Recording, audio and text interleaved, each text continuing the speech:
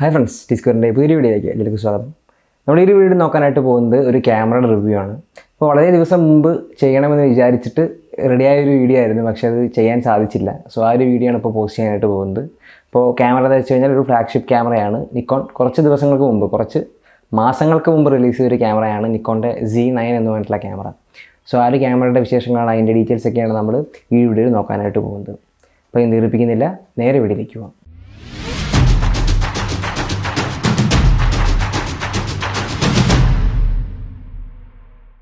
ഈ കഴിഞ്ഞ October 28-നാണ്, 2021 October 28-നാണ് നിക്കോണിൻ്റെ Z9 എന്ന് പറഞ്ഞിട്ടുള്ള മോഡൽ ഇൻട്രൊഡ്യൂസ് ചെയ്തത്, അല്ലെങ്കിൽ അനൗൺസ് ചെയ്തതെന്ന് നമുക്ക് പറയാൻ പറ്റും. നമ്മൾ ഓൾറെഡി റിവ്യൂ ചെയ്ത ക്യാമറയാണ് Sony A7 IV. A7 IIIയുടെ successor ആയിട്ടുള്ള A7 IV എന്ന് പറഞ്ഞ ക്യാമറയും ഏകദേശം ഈ ക്യാമറയുടെ കൂടെ തന്നെ റിലീസ് ചെയ്തതാണ്. ഏകദേശം ഒരേ സമയത്തായിരുന്നു രണ്ട് ക്യാമറയുടെ റിലീസ്. എനിക്ക് തോന്നുന്നു ഒക്ടോബർ 21 ആയിരുന്നു സോണി A7 IV അനൗൺസ് ചെയ്തത്. സോ ഏകദേശം ആ സെയിം ടൈമിൽ റിലീസ് ചെയ്ത അല്ലെങ്കിൽ അനൗൺസ് ചെയ്ത ക്യാമറ തന്നെയാണ് നിക്കോൺ Z9 എന്നും പറയാനായിട്ട് പറ്റും. പിന്നെ ഇതിന് കൂടുതൽ സ്പെസിഫിക്കേഷൻ വൈസ് നോക്കുകയാണെങ്കിൽ ഒരു SLR സ്റ്റൈൽ മിറർലെസ് ക്യാമറയാണ് നിക്കോൺ Z9 എന്ന് പറയാനായിട്ട് സാധിക്കും. SLR സ്റ്റൈൽ മിറർലെസ് ക്യാമറയാണ് നിക്കോൺ Z9 എന്ന് പറയുന്നത്. ഒരു ഫുൾ ഫ്രെയിം ക്യാമറയാണ്. ഇത് നമ്മൾ സെൻസറിനെ കുറിച്ച് നോക്കുകയാണെങ്കിൽ 46 മെഗാ പിക്സലിൻ്റെ ഒരു സ്റ്റാക്ക്ഡ് CMOS സെൻസറാണ് ഈ ഒരു ക്യാമറയിൽ യൂസ് ചെയ്തിട്ടുള്ളത്. അത്യാവശ്യം ഹൈ റെസൊല്യൂഷൻ പിക്ചേഴ്സൊക്കെ ക്യാപ്ചർ ചെയ്യാൻ പറ്റുന്ന മികച്ച ഒരു സെൻസർ തന്നെയാണ്. 46 മെഗാ പിക്സലാണ് ഇതിൻ്റെ മെഗാ പിക്സൽ എമൗണ്ട് പറയാനായിട്ട് സാധിക്കുക. സോ അത്യാവശ്യം നല്ല സെൻസർ തന്നെയാണ് ഈ ഒരു ക്യാമറയിൽ നിക്കോൺ ഉൾപ്പെടുത്തിയിട്ടുള്ളത്. ഈ പ്രൊസറിൻ്റെ കേസ് നോക്കുകയാണെങ്കിലും അതെ, XPD 7 പ്രൊസറാണ് ഈ ഒരു ക്യാമറയിൽ യൂസ് ചെയ്തിട്ടുള്ളത്. അത്യാവശ്യം നല്ല പ്രൊസർ തന്നെയാണ്. ഹൈ എൻഡ് മോഡൽസിലൊക്കെ യൂസ് ചെയ്യുന്ന പ്രൊസർ തന്നെയാണ് XPD 7 പ്രൊസർ എന്ന് പറയുന്നത്. 1000 ഷോട്ട്സിൻ്റെ ബഫർ നമുക്ക് അവൈലബിൾ ആണ്, അല്ലെങ്കിൽ 1000 ഷോട്ട്സ് നമുക്ക് അടുപ്പിച്ച്, അല്ലെങ്കിൽ 1000 ഷോട്ട്സിൻ്റെ ബഫർ അത് ഫുൾ റെസൊല്യൂഷനിൽ നമുക്ക് കവർ ചെയ്യാനായിട്ട് സാധിക്കും. സോ അത്യാവശ്യം മികച്ച പ്രൊസറാണെന്ന് അത് തന്നെ നമുക്ക് മനസ്സിലാക്കാനായിട്ട് പറ്റും. അതാണ് പ്രൊസറിനെ കുറിച്ച് പറയാനായിട്ടുള്ളത്. ഇനി നമുക്ക് കവർ ചെയ്യാൻ പറ്റുന്ന ആസ്പെക്ട് റേഷ്യോകളെ കുറിച്ച് നോക്കുകയാണെങ്കിൽ 1:1, 3:2, 16:9 എന്നിങ്ങനെയുള്ള ഡിഫറെൻറ്റ് ആസ്പെക്ട് റേഷ്യോകൾ നമുക്ക് ക്യാപ്ചർ ചെയ്യാനായിട്ട് സാധിക്കും. ഇനി ISOനെ കുറിച്ച് നോക്കുകയാണെങ്കിൽ ISO റേഞ്ച് വന്നിട്ടുള്ളത് 32 മുതൽ 1,02,400 വരെയാണ് ISO റേഞ്ച് വന്നിട്ടുള്ളത്. അത്യാവശ്യം മികച്ച ISO റേഞ്ച് തന്നെയാണ്. നല്ല കിടിലൻ ലോ ലൈറ്റ് പെർഫോമൻസ് പ്രൊവൈഡ് ചെയ്യുന്ന ഒരു ക്യാമറ തന്നെയാണ് നിക്കോൺ Z9. ഒരു സംശയമില്ല, ഫുൾ ഫ്രെയിം ക്യാമറയാണ്. മികച്ച ISO റേഞ്ചും നിക്കോൺ ഇതിൽ ഉൾപ്പെടുത്തിയിട്ടുണ്ട്. അതാണ് ISOനെ കുറിച്ച് പറയാനായിട്ടുള്ളത്. ഇനി നമ്മൾ ഷട്ടർ സ്പീഡിൻ്റെ കേസ് നോക്കുകയാണെങ്കിൽ മാക്സിമം ഷട്ടർ സ്പീഡ് വന്നിട്ടുള്ളത് നമുക്കറിയാം മിറർലെസ് ക്യാമറയാണ്. 1/32,000 ആണ് നമ്മുടെ മാക്സിമം ഷട്ടർ സ്പീഡായിട്ട് പറയാവുന്നത്. 32,000 സെക്കൻഡ്സ്, 1/32,000 ആണ് വന്നിട്ടുള്ള ഷട്ടർ സ്പീഡ് എന്ന് പറയുന്നത്. വളരെ കൂടിയ ഷട്ടർ സ്പീഡ് തന്നെയാണ് ഉൾപ്പെടുത്തിയിട്ടുള്ളത്, മാക്സിമം ഷട്ടർ സ്പീഡ്. ഇനി മിനിമം ഷട്ടർ സ്പീഡ് നോക്കുകയാണെങ്കിൽ നമ്മൾ യൂഷ്വലി പറയാറുണ്ട് 30 സെക്കൻഡ്സ് ഒക്കെ പറയാറുണ്ട്. ഞാൻ ഒരുപാട് ക്യാമറകളിൽ പറഞ്ഞിട്ടുണ്ട് 30 സെക്കൻഡാണ് മിനിമം ഷട്ടർ സ്പീഡ് എന്ന് പറയുന്നത്. ഇവിടെ നോക്കുകയാണെങ്കിൽ 900 സെക്കൻഡ്സ് ആണ്, 15 മിനിറ്റ് ആണ് മിനിമം ഷട്ടർ സ്പീഡ് എന്ന് പറയാൻ സാധിക്കും. അപ്പോൾ നമുക്ക് നൈറ്റ് ഫോട്ടോഗ്രാഫിക്കൊക്കെ തന്നെ നമ്മൾ സ്കൈയൊക്കെ കവർ ചെയ്യുമ്പോൾ തന്നെ കൂടുതൽ ലോങ് എക്സ്പോഷർ ഷോട്ട്സ് ഒക്കെ നമുക്ക് എടുക്കാനായിട്ട് സാധിക്കും. അത്രയും നേരം നമുക്ക് ഷട്ടർ തുറന്ന് വയ്ക്കാം. സോ മിനിമം ഷട്ടർ സ്പീഡ് എന്ന് പറയുന്നത് 900 സെക്കൻഡ്സ് ആണെന്നും പറയാവുന്നതാണ്. 9 വൈറ്റ് ബാലൻസ് പ്രിസെറ്റുകൾ നമുക്ക് ഇതിൽ അവൈലബിൾ ആണ്, അല്ലെങ്കിൽ 9 വൈറ്റ് ബാലൻസ് സ്ലോട്ടുകൾ നമുക്ക് അവൈലബിൾ ആണ്. നമ്മുടെ ഇഷ്ടത്തിനനുസരിച്ചിട്ട് നമുക്കതിനെ ചേഞ്ച് ചെയ്യാനും ഒക്കെ തന്നെ സാധിക്കും. അതാണ് വൈറ്റ് ബാലൻസിൻ്റെ കേസ് പറയാനായിട്ടുള്ളത്. ഇനി സ്റ്റെബിലൈസേഷൻ്റെ കേസ് നോക്കുകയാണെങ്കിൽ ഒരു സെൻസർ ഷിഫ്റ്റ് സ്റ്റെബിലൈസേഷനാണ് ഈ ഒരു ക്യാമറയിൽ അവൈലബിൾ ആയിട്ടുള്ളത്. 6 സ്റ്റോപ്പ് എന്നൊക്കെയാണ് നിക്കോൺ അവകാശപ്പെടുന്നത്. അതിന് കേപ്പബിൾ ആയിട്ടുള്ള ലെൻസുകളും അതിൽ അത്യാവശ്യമാണ്. സിങ്ക്രണസ് VR എന്ന് പറഞ്ഞിട്ട് ടെക്നോളജി യൂസ് ചെയ്തിട്ടാണ് ഇതിൻ്റെ സ്റ്റെബിലൈസേഷൻ നടക്കുന്നത്. അതാണ് 6 സ്റ്റോപ്പ് സെൻസർ ഷിഫ്റ്റ് സ്റ്റെബിലൈസേഷനാണ് ഈ ഒരു ക്യാമറയിൽ നിക്കോൺ ഉൾപ്പെടുത്തിയിട്ടുള്ളത്. അൺകംപ്രസ്ഡ് ഫോർമാറ്റ് ആയിട്ടുള്ള റോ നമുക്ക് ഇതിൽ ഷൂട്ട് ചെയ്യാനായിട്ട് സാധിക്കും. ഇനി നമ്മൾ ഫോക്കസ് സിസ്റ്റത്തെ കുറിച്ച് നോക്കുകയാണെങ്കിൽ 493 ഓട്ടോ ഫോക്കസ് പോയിന്റ്സ് ഉള്ള മികച്ച ഒരു ഓട്ടോ ഫോക്കസ് സിസ്റ്റം തന്നെയാണ് നിക്കോൺ ഈ ഒരു ക്യാമറയിൽ ഉൾപ്പെടുത്തിയിട്ടുള്ളത്. ഫേസ് ഡിറ്റക്ഷൻ, മറ്റ് ട്രാക്കിംഗ് പോലുള്ള കാര്യങ്ങളൊക്കെ തന്നെ വളരെ ആക്യുറേറ്റ് ആണ്. മികച്ച ഒരു ഓട്ടോ ഫോക്കസ് സിസ്റ്റം തന്നെയാണ്. വീഡിയോയ്ക്കായാലും ഫോട്ടോയ്ക്കായാലും ഒക്കെ തന്നെ നല്ല രീതിയിൽ ആക്യുറേറ്റ് ആയിട്ടുള്ള ഒരു ഓട്ടോ ഫോക്കസ് സിസ്റ്റമാണ് നിക്കോൺ ഈ ഒരു ക്യാമറയിൽ ഉൾപ്പെടുത്തിയിട്ടുള്ളത്. ഇനി നമ്മൾ മൗണ്ടിനെ കുറിച്ച് നോക്കുകയാണെങ്കിൽ നിക്കോണിൻ്റെ Z മൗണ്ടാണ് നമുക്കിതിൽ കാണാനായിട്ട് സാധിക്കുക. Z മൗണ്ട് ലെൻസുകളൊക്കെ തന്നെ നമുക്കിതിൽ യൂസ് ചെയ്യാം. നിക്കോണിൻ്റെ F മൗണ്ട് ലെൻസുകൾ, DSLRൽ യൂസ് ചെയ്യുന്ന F മൗണ്ട് ലെൻസുകൾ നമുക്ക് അഡാപ്റ്റർ യൂസ് ചെയ്തിട്ടും ഈ ഒരു ക്യാമറയിൽ നമുക്ക് ഉപയോഗിക്കാവുന്നതാണ്. സോ ക്യാമറയിലുള്ള മൗണ്ട് എന്ന് പറയുന്നത് മിറർലെസ് ശ്രേണിയുടെ നിക്കോണിൻ്റെ Z മൗണ്ടാണെന്ന് നമുക്ക് പറയാനായിട്ട് പറ്റും. പാനൽ ഫോക്കസ് ചെയ്യാൻ പറ്റുന്നൊരു ക്യാമറയാണ് നിക്കോണിൻ്റെ Z9 എന്ന് നമുക്ക് പറയാവുന്നതാണ്. ഇനി സ്ക്രീനിൻ്റെയും വ്യൂ ഫ്രണ്ടിൻ്റെയും കേസ് നോക്കുകയാണെങ്കിൽ 3.2 ഇഞ്ചിൻ്റെ ടിൽറ്റ് ചെയ്യാൻ പറ്റുന്ന ഒരു LCD ഡിസ്പ്ലേയാണ് ഈ ഒരു ക്യാമറയിൽ വന്നിട്ടുള്ളത്. 2.08 മില്യൺ ഡോട്ട്സ് നമുക്ക് അതിൻ്റെ ഡീറ്റെയിൽസ് ആയിട്ട് പറയാവുന്നതാണ്. ടിൽറ്റ് ചെയ്യാൻ പറ്റുന്ന ഒരു ഡിസ്പ്ലേ ആണ്. പിന്നെ ടച്ച് സ്ക്രീനൊക്കെ തന്നെ നമുക്ക് അവൈലബിൾ ആണ്. സോ മികച്ച ഒരു ഡിസ്പ്ലേ തന്നെയാണ് ഈ ഒരു ക്യാമറയുടെ കൂടെ വന്നിട്ടുള്ളത് നമുക്ക് പറയാവുന്നതാണ്. ഇനി വ്യൂ ഫ്രണ്ടിൻ്റെ കേസ് നോക്കുകയാണെങ്കിൽ നമ്മുടെ 100% കവറേജ് പ്രൊവൈഡ് ചെയ്യുന്ന ഒരു ഇലക്ട്രോണിക് വ്യൂ ഫൈൻഡറാണ് വന്നിട്ടുള്ളത്. 3.6 മില്യൺ ഡോട്ട്സ് ആണ് നമുക്ക് അതിൻ്റെ റെസൊല്യൂഷനായിട്ട് പറയാവുന്നത്. അപ്പോൾ വളരെ എനിക്ക് തോന്നുന്നു 2.36 മില്യൺ ആണ് സാധാരണ സോണിയുടെ ഒക്കെ ഹൈ എൻഡ് ക്യാമറകളായാലും കാണാറുള്ളത്.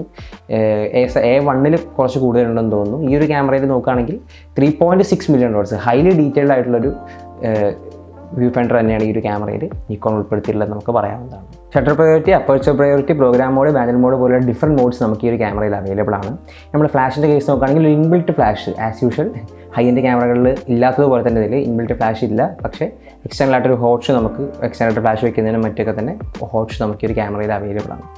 നമ്മൾ കണ്ടിന്യൂസ് ഫ്രെയിം റേറ്റ് അല്ലെങ്കിൽ കണ്ടിന്യൂസ് ഡ്രൈവിനെ കുറിച്ച് നോക്കുകയാണെങ്കിൽ 30 FPS 30 ഫ്രെയിംസ് പെർ സെക്കൻഡ് നമുക്ക് ഈ ഒരു ക്യാമറ യൂസ് ചെയ്തിട്ട് ക്യാപ്ചർ ചെയ്യാനായിട്ട് സാധിക്കും. ഇലക്ട്രോണിക് ഷട്ടർ യൂസ് ചെയ്തിട്ട് 30 ഫ്രെയിംസ് പെർ സെക്കൻഡ് വരെ നമുക്ക് ഈ ഒരു ക്യാമറയിൽ ക്യാപ്ചർ ചെയ്യാവുന്നതാണ്. ഇനി നമ്മൾ എക്സ്പോഷർ കോമ്പൻസേഷനെ കുറിച്ച് നോക്കുകയാണെങ്കിൽ +or-5 ആണെന്ന് നമുക്ക് പറയാനായിട്ട് സാധിക്കും. ഇനി വീഡിയോഗ്രാഫി ഫീച്ചേഴ്സിനെ കുറിച്ച് നോക്കുകയാണെങ്കിൽ കിടിലൻ വീഡിയോഗ്രാഫി ഫീച്ചറാണ് ഈ ഒരു ക്യാമറയിൽ വന്നിട്ടുള്ളത്. 8K കേപ്പബിലിറ്റി ഉള്ള ഒരു ക്യാമറയാണ് നിക്കോണിൻ്റെ Z9 എന്ന് പറയാൻ പറ്റും. 8K 30, 25, 24 എന്നീ ഫ്രെയിം റേറ്റ്സിൽ നമുക്ക് ഷൂട്ട് ചെയ്യാനായിട്ട് സാധിക്കും. 8K എന്ന് വെച്ചാൽ വളരെ കൂടിയ റെസൊല്യൂഷനാണ്. സോ 8K കേപ്പബിലിറ്റി ഉള്ള ഒരു ക്യാമറയാണ് നിക്കോണിൻ്റെ Z9 എന്ന് പറയാൻ പറ്റും. ഇനി 4Kയുടെയും ഫുൾ HDയുടെയും കേസ് നോക്കുകയാണെങ്കിൽ 120, 100, 60, 50, 30, 25, 24 പോലുള്ള ഡിഫറെൻറ്റ് ഫ്രെയിം റേറ്റ്സിൽ ഡിഫറെൻറ്റ് ബിറ്റ് റേറ്റ്സിൽ നമുക്ക് ക്യാപ്ചർ ചെയ്യാനായിട്ട് സാധിക്കും. സോ 4K 120 ഫ്രെയിംസിൽ നമുക്ക് ഷൂട്ട് ചെയ്യാം. അത്യാവശ്യം കിടലിനായിട്ട് സ്ലോ മോഷനൊക്കെ കിട്ടുന്ന രീതിയിൽ തന്നെ 4K അടക്കം നമുക്ക് ഈ ഒരു ക്യാമറ യൂസ് ചെയ്തിട്ട് ഷൂട്ട് ചെയ്യാനായിട്ട് സാധിക്കും. സോ അതാണ് ഈ ഒരു വീഡിയോ കേപ്പബിലിറ്റി കുറിച്ച് പറയാനുള്ളത്. വളരെ മികച്ച രീതിയിലുള്ളൊരു വീഡിയോ കേപ്പബിലിറ്റി തന്നെയാണ് നിക്കോൺ Z9 ഉൾപ്പെടുത്തിയിട്ടുള്ളത് നമുക്ക് പറയാൻ പറ്റും. ഇനി മൈക്കിൻ്റെ കേസ് നോക്കുകയാണെങ്കിൽ ഒരു സ്റ്റീരിയോ മൈക്കാണ് ഈ ഒരു ക്യാമറയിൽ വന്നിട്ടുള്ളത്. സ്പീക്കറിൻ്റെ കേസ് നോക്കുകയാണെങ്കിൽ മോണോ സ്പീക്കറുമാണെന്ന് നമുക്ക് പറയാനായിട്ട് സാധിക്കും. USB കണക്ടിവിറ്റി കുറിച്ച് നോക്കുകയാണെങ്കിൽ USB 3.2 Gen 1ലുള്ള 5 Gbps വരെ ട്രാൻസ്മിഷൻ സ്പീഡിലൊരു USB കണക്ടിവിറ്റിയാണ് ഈ ഒരു ക്യാമറയിൽ വന്നിട്ടുള്ളത്. ഇനി മറ്റ് കണക്ഷൻസ് ഒക്കെ നോക്കുകയാണെങ്കിൽ HDMI പോർട്ട്, ഒരു മൈക്രോ HDMI പോർട്ട് നമുക്ക് അവൈലബിൾ ആണ്. ഹെഡ്ഫോൺ പോർട്ട് നമുക്ക് അവൈലബിൾ ആണ്. മൈക്രോഫോൺ പോർട്ടൊക്കെ തന്നെ നമുക്ക് ഈ ഒരു ക്യാമറയിൽ അവൈലബിൾ ആണെന്ന് പറയാനായിട്ട് പറ്റും.